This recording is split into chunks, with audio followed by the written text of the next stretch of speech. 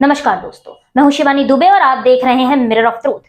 विरार वसई नाला सुपारा के रिसोर्ट यहाँ के लोगों के लिए मनोरंजन का साधन नहीं बल्कि उन्हें यमराज के पास पहुंचाने का सीधा रास्ता बन चुके हैं।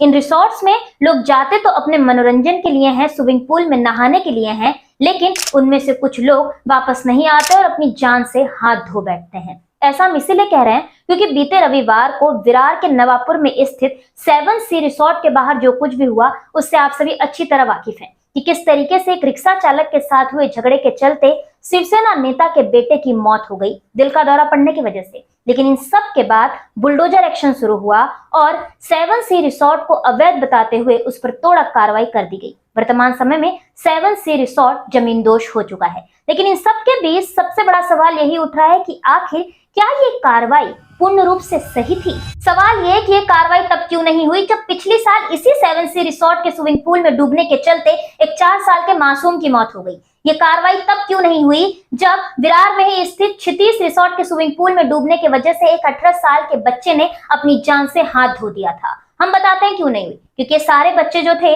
वो आम परिवार से थे। मिलिंद मोरे जी की मौत का गम हम सबको है, लेकिन ये बुलडोजर एक्शन तब क्यों नहीं शुरू किया गया जब विरार के इन तमाम रिसोर्ट्स में मासूम अपनी जान गंवा रहे थे? मिलिंद मोरे जी के साथ जो कुछ भी हुआ वो तो रिसोर्ट के बाहर हुआ, लेकिन पिछली साल 4 साल का मासूम इसी 7 सी रिसोर्ट के अंदर सुरक्षा के पुख्ता इंतजाम नहीं होने और मौके पर लाइफ गार्ड मौजूद नहीं होने के चलते स्विमिंग पूल के अंदर डूबकर मर गया था। तब ये कार्रवाई क्यों नहीं की गई? 1 साल पहले क्या 7 सी रिसोर्ट अवैध नहीं था?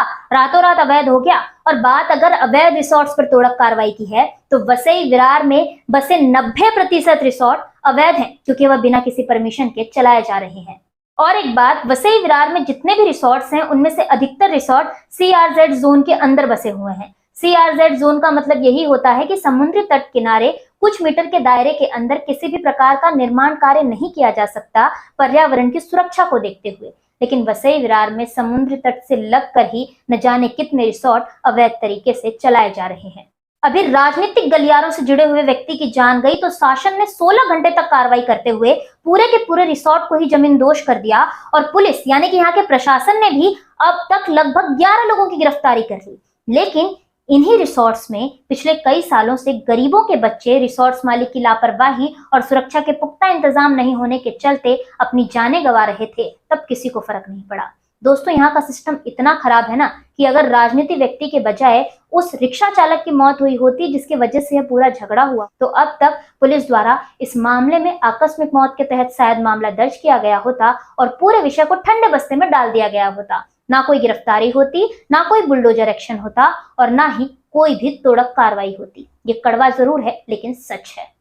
और सच ये भी है कि वसई विरार के भ्रष्ट अधिकारियों की अंतरात्मा ऐसी है जो उन्हें आसानी से बिकने, मक्कारी करने और नेताओं की चापलूसी करने में पूरी मदद करती है। और यही कारण है कि नाला सुपारा वसई विरार में अवैध रिसोर्ट्स तो क्या, अवैध तरीके से बाजार, अवैध निर्माण, अवैध बार और न जाने कितनी चीजें अवैध रूप से चलाई जा रही हैं, लेकिन इस पर किसी भी प्रकार का कोई भी प्रतिबंध नहीं लगाया जा रहा है। फिलहाल अवैध रिसोर्ट पर तोड़क कार्रवाई हुई, ये बढ़िया है, लेकिन ये सही तब होगा जब सिर्फ एक रिसोर्ट नहीं बल्कि वसई विरार में बसे तमाम अवैध रिसोर्ट्स पर बुलडोजर चलेगा, ताकि आने वाले समय में कभी भी इन रिसोर्ट से किसी के भी जान जाने की खबर सामने नहीं आए।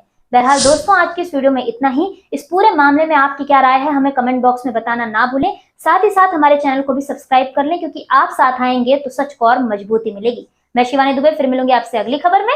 तब तक देखते रहें मिरर ऑफ ट्रूथ, क्योंकि हम दिखाते हैं सच का आईना।